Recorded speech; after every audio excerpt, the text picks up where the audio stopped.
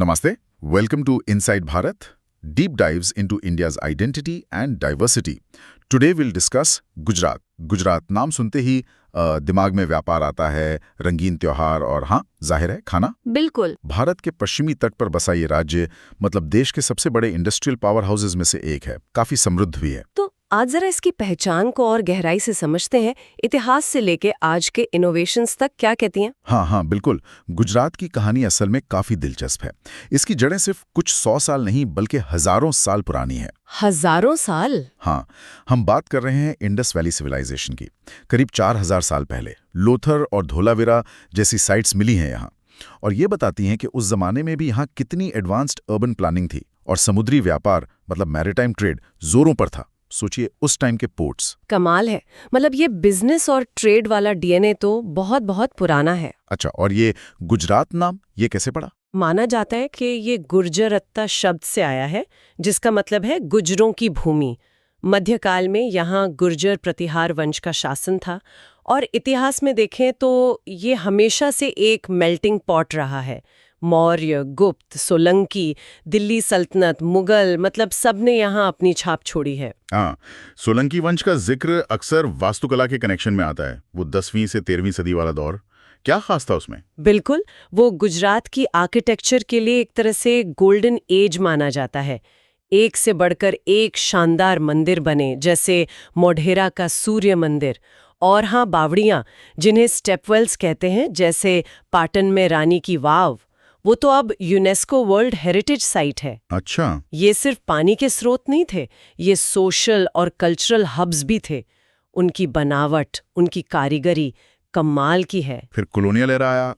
अंग्रेजों के लिए सूरत काफी अहम था, है ना? सुना है। हाँ, सूरत उनकी शुरुआती ट्रेडिंग पोस्ट्स में से एक था। मसालों और कपड़ों के व्यापार के लिए बहुत इंपॉर्टेंट था। हालांकि ये जानना जरूरी है कि पूरा गुजरात सीधा ब्रिटिश राज में नहीं था।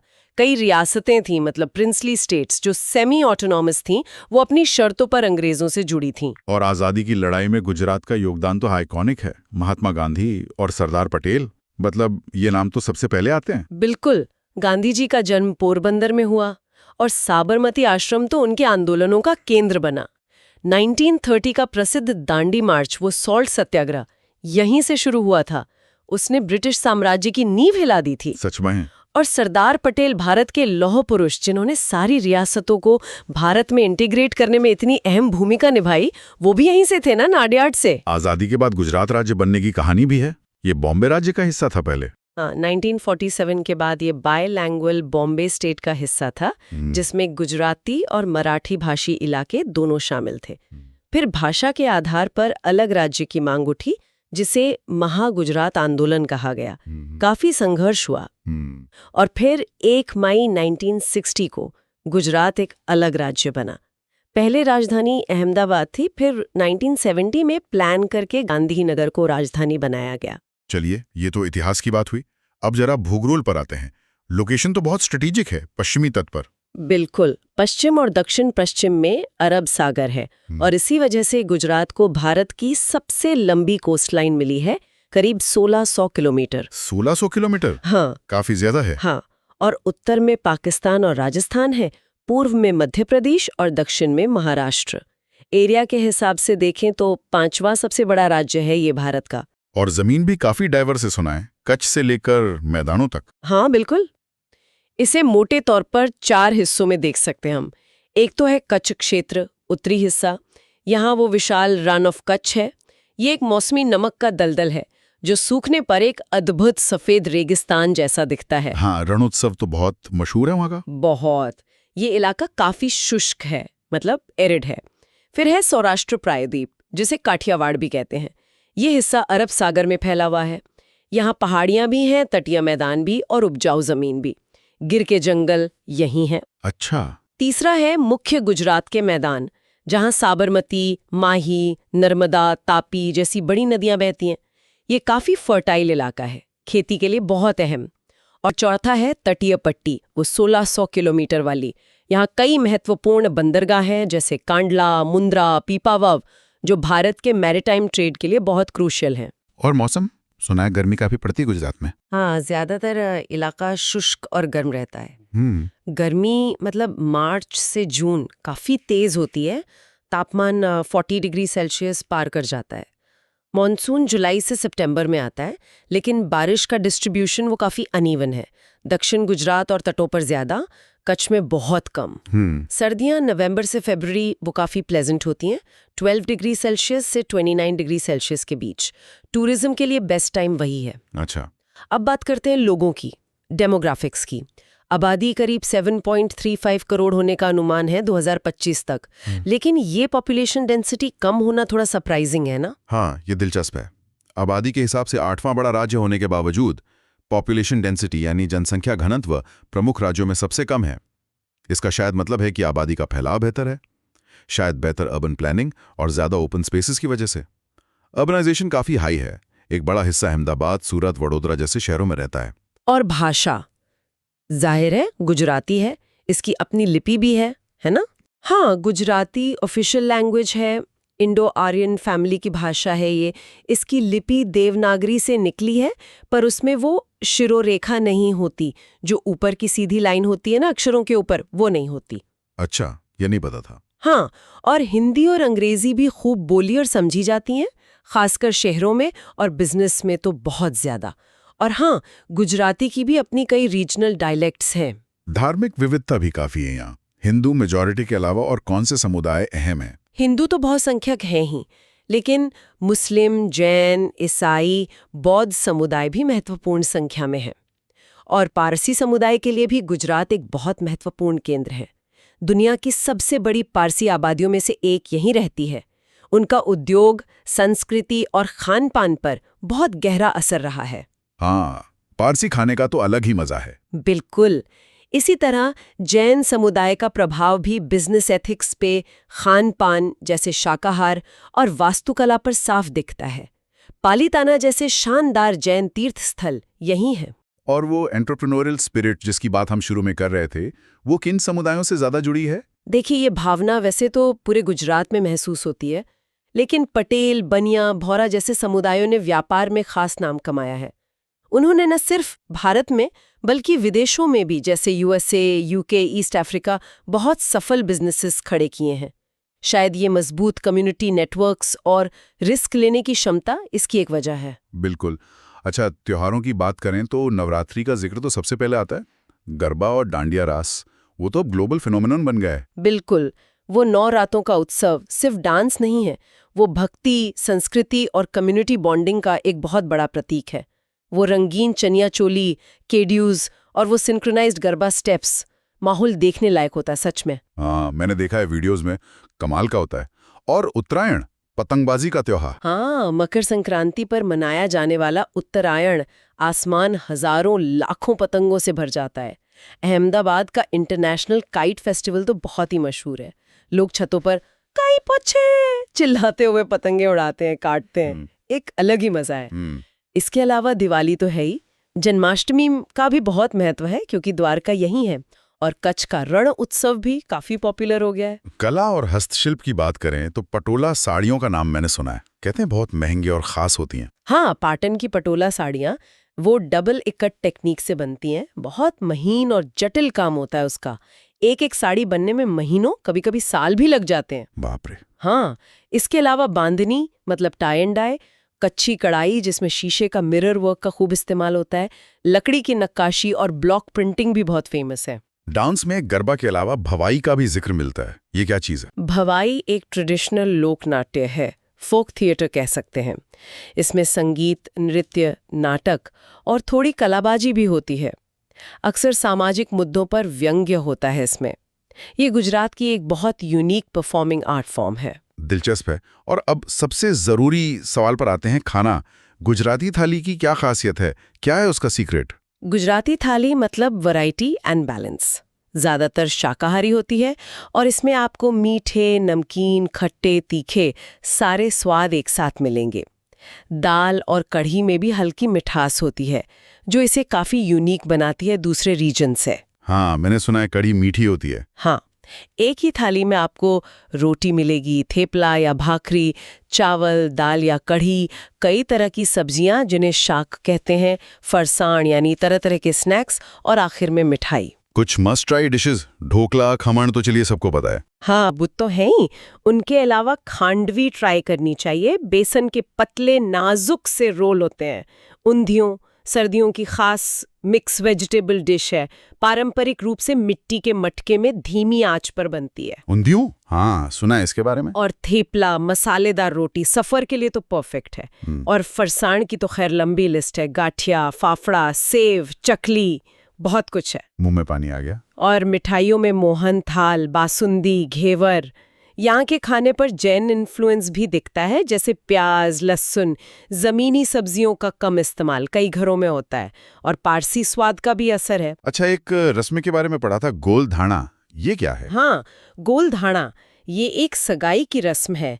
इसमें लड़के वाले लड़की वालों के घर गुड़, जिसे गोल कहते हैं, और धनिया, धना के बीज लेकर जाते और मेहमानों में बांटते हैं। ये नए रिश्ते की मिठास और एक अच्छी शुरुआत का प्रतीक है। सिंपल सी है मगर बहुत मीनिंगफुल रस्म है। बहुत बढ़िया। चलिए अब आते हैं इकॉनमी पर। गुजरात भारत के सबसे इंडस्ट्रियलाइज्ड स्टेट्स में से एक है, ये तो सब जानते हैं। पर कैपिटा इनकम भी नेशनल एवरेज से काफी ज्यादा है। हाँ बिल्कुल, ये एक इकोनॉमिक पावर हाउस है। राज्य की अर्थव्यवस्था में इंडस्ट्री और सर्विसेज सेक्टर का दबदबा है। ग्रॉस स्टेट वैल्यू एडेड यानी GSVA में इंडस्ट्री का हिस्सा करीब 49.3% और सर्विसेज का 34.7% है। और सरकार का खर्च भी लगातार बढ़ रहा है, जो दिखाता है कि डेवलपमेंट पर फोकस है। मेजर इंडस्ट्रीज कौन सी हैं? पेट्रोकेमिकल्स का नाम तो बहुत सुनने में आता है। हाँ, पेट्रोकेमिकल्स और केमिकल्स बहुत बड़ा सेक्टर है। जामनगर में दुनिया की सबसे बड़ी ऑयल रिफाइनरी में से एक है। वडोदरा, हजीरा, दहेज, ये सब बड़े केमिकल और पेट्रोकेमिकल हब्स हैं। भारत के पेट्रोकेमिकल प्रोडक्शन का एक बड़ा हिस्सा यहीं से आता है। और टेक्सटाइल, सूरत का नाम आता है बार बार। बड़ा सेक्टर है टेक्सटाइल्स एंड गारमेंट्स, और सूरत इसका गढ़ है। उसे टेक्सटाइल सिटी भी कहते हैं और डायमंड सिटी भी। दुनिया के लगभग 90% हीरे सूरत में ही कट और पॉलिश होते हैं। 90%? ये तो बहुत ज्यादा है। फार्मास्यूटिकल्स और ऑटोमोबाइल्स भी हैं शायद। हाँ, गुजरात एक बड़ा फार्मा हब भी है। कई बड़ी दवा कंपनियां यहाँ हैं और देश के फार्मा एक्सपोर्ट में बड़ा योगदान है। ऑटोमोबाइल सेक्टर भी तेजी से बढ़ा है। कई नेशनल और इंटरनेशनल कार मेकर्स ने अपने प्लांट्स लगाए हैं। और एक और क्षेत्र जिसमें गुजरात पायनियर है वो है रिन्यूएबल एनर्जी, खासकर सोलर और विंड पावर में। चारणका में एशिया का सबसे बड़ा सोलर पार्क है। वाह! इंडस्ट्रीज के साथ साथ एग्रीकल्चर का क्या स्टेटस है? क्या वो पीछे छूट गया है? नहीं, ऐसा नहीं है। एग्रीकल्चर आज भी महत्वपूर्ण है। गुजरात कॉटन और ग्राउंडनट यानी मूंगफली का मेजर प्रोड्यूसर है। तंबाकू की खेती भी कुछ इलाकों में होती है। लेकिन सबसे बड़ा इम्पैक्ट अगर देखें तो वो डेयरी सेक्टर में रहा है। अमूल मतलब आनंद मिल्क यूनियन लिमिटेड, वो कोऑपरेटिव मूवमेंट जिसने भारत में व्हाइट रेवोल्यूशन ला दिया। हाँ, Amul, the taste of India. बिल्कुल, आनंद से शुरू हुआ ये मॉडल आज पूरी दुनिया में पढ़ाया जाता है। लेकिन गुजरात में पानी की कमी तो रहती है कई इलाकों में, फिर खेती कैसे मैनेज होती है? हाँ, ये एक चुनौती रही है। इसके लिए राज्य ने बड़े पैमाने पर इरिगेशन प्रोजेक्ट्स पर काम किया है, जिसमें सबसे अहम है नर्मदा नदी पर बना सरदार सरोवर बांध। इस बांध और उससे निकले नहरों के नेटवर्क ने कच्छ और सौराष्ट्र के सूखे इलाकों तक पानी पहुंचाया है, जिससे कृषि उत्पादकता काफी बढ़ी है। ये तो बहुत जरूरी काम हुआ। अच्छा, टूरिज्म कैसा है? क्या सिर्फ बिजनेस के लिए लोग आते हैं गुजरात? नहीं, टूरिज्म भी खूब फल फूल रहा है। आपको जानकर हैरानी होगी कि 2022 में डोमेस्टिक टूरिस्ट्स के मामले में ये 5वां राज्य था और इंटरनेशनल टूरिस्ट्स में तो पहला स्थान था। पहला स्थान, ये तो बड़ी बात है। क्या अट्रैक्शंस हैं? अट्रैक्शंस बहुत डाइवर्स हैं। हर तरह के टूरिस्ट के लिए कुछ न कुछ है। जैसे रिलीजियस टूरिज्म, सोमनाथ मंदिर है, पहला ज्योतिर्लिंग। द्वारका है 4 धामों में से एक। पालीताना में शत्रुंजय पहाड़ी पर 900 से ज्यादा जैन मंदिर हैं। गांधीनगर में अक्षरधाम मंदिर है। फिर वाइल्ड लाइफ के लिए गिर नेशनल पार्क है, एशियाई शेरों का एकमात्र घर। कच्छ में वाइल्ड एस सैंक्चुरी है। वेलावदर में ब्लैकबक नेशनल पार्क है। शेरों के लिए तो गिर बहुत फेमस है। हाँ, फिर हेरिटेज में अहमदाबाद की हिस्टोरिक सिटी है जो यूनेस्को साइट है। चंपानेर पावागढ़ आर्कियोलॉजिकल पार्क है, वो भी यूनेस्को साइट है। लोथल, धोलावीरा जैसे हड़प्पा स्थल हैं। रानी की वाव भी यूनेस्को साइट है। और कल्चरल टूरिज्म के लिए कच्छ का रण उत्सव है। सापुतारा हिल स्टेशन है जो गुजरात का एकमात्र हिल स्टेशन है। पारंपरिक गांव हैं, त्योहार हैं। मतलब काफी कुछ है देखने को। इन सब के लिए इंफ्रास्ट्रक्चर कैसा है? कनेक्टिविटी, पावर, ये सब कैसा है? इंफ्रास्ट्रक्चर पे काफी जोर रहा है सरकार का। पावर जनरेशन कैपेसिटी काफी अच्छी है, लगभग 57,887 मेगावाट फेब 2025 तक, जिसमें प्राइवेट सेक्टर का बड़ा हिस्सा है। 4 इंटरनेशनल एयरपोर्ट्स हैं, अहमदाबाद, सूरत, राजकोट, वडोदरा, और कई डोमेस्टिक एयरपोर्ट्स भी हैं। रोड्स का नेटवर्क मतलब हाईवेज, एक्सप्रेसवेज वो बहुत अच्छा है। अहमदाबाद वडोदरा एक्सप्रेसवे तो काफी पहले बन गया था। और बंदरगाह, वो तो बहुत अहम होंगे। बिल्कुल, पोर्ट्स तो गुजरात की लाइफलाइन है एक तरह से। कांडला, मुंद्रा, पीपावाव जैसे बड़े बंदरगाह भारत के कुल समुद्री कार्गो का लगभग 40% हैंडल करते हैं। 40%, ये बहुत बड़ा शहर है। हाँ, बहुत बड़ा। शहरों की बात करें तो अहमदाबाद सबसे बड़ा है, हिस्टोरिकल भी है और मॉडर्न भी। हाँ, अहमदाबाद की जो पुरानी सिटी है जिसे पोल कहते हैं, वो अपने आप में एक अलग दुनिया है। पारंपरिक घर, वो कम्युनिटी लिविंग का कॉन्सेप्ट, साबरमती आश्रम है, अडालज बावड़ी है, सिद्दी सैयद मस्जिद की जाली बहुत फेमस है, कैलिको म्यूजियम ऑफ टेक्सटाइल्स है, देखने लायक बहुत कुछ है। और हाँ, ये यूनेस्को वर्ल्ड हेरिटेज सिटी भी है। गांधीनगर तो प्लान्ड कैपिटल है, सुनाए काफी ग्रीन है। बिल्कुल, भारत के सबसे हरे भरे शहरों में गिना जाता है, काफी व्यवस्थित शहर है। अक्षरधाम मंदिर यहाँ का मुख्य आकर्षण है। ये एडमिनिस्ट्रेटिव कैपिटल है। सूरत और वडोदरा के बारे में थोड़ा बताइए। सूरत, जैसा हमने बात की, डायमंड और टेक्सटाइल हब है, बहुत तेजी से बढ़ रहा है, भारत के फास्टेस्ट ग्रोइंग शहरों में से है। वडोदरा, जिसे बड़ौदा भी कहते थे, उसे कल्चरल कैपिटल माना जाता है गुजरात की। यहाँ का लक्ष्मी विलास पैलेस बहुत भव्य है, कहते हैं बकिंगम पैलेस से भी बड़ा है। महाराजा सयाजीराव यूनिवर्सिटी बहुत प्रसिद्ध है और यहाँ कला संस्कृति का एक खास माहौल है। अच्छा, और राजकोट? राजकोट सौराष्ट्र का एक प्रमुख शहर है, पहले सौराष्ट्र राज्य की राजधानी भी था। महात्मा गांधी ने अपने बचपन का कुछ समय यहाँ बिताया था, उनका घर अब म्यूजियम है। अब ये एक उभरता हुआ एजुकेशनल और इंडस्ट्रियल सेंटर बन रहा है। चलिए अब जरा एजुकेशन और टेक्नोलॉजी की बात करते हैं। इस क्षेत्र में गुजरात कहाँ खड़ा है? एजुकेशन में देखा जाए तो काफी अच्छे संस्थान हैं। IIM अहमदाबाद का नाम तो दुनिया के टॉप 20 स्कूल्स में आता है। IIT गांधीनगर है, national institute of design NID है अहमदाबाद में, physical research laboratory PRL, space application centre SAC, ये सब नेशनल इंपॉर्टेंस के इंस्टीट्यूट्स हैं। और टेक्निकल एजुकेशन के लिए गुजरात टेक्नोलॉजिकल यूनिवर्सिटी GTU है, जो कई सारे इंजीनियरिंग कॉलेजेस को मैनेज करती है। टेक्नोलॉजी और इनोवेशन में क्या हो रहा है? गिफ्ट सिटी का जिक्र काफी आता है आजकल। हाँ, गिफ्ट सिटी जो गांधीनगर में है, ये भारत का पहला इंटरनेशनल फाइनेंशियल सर्विसेज सेंटर है, IFSC।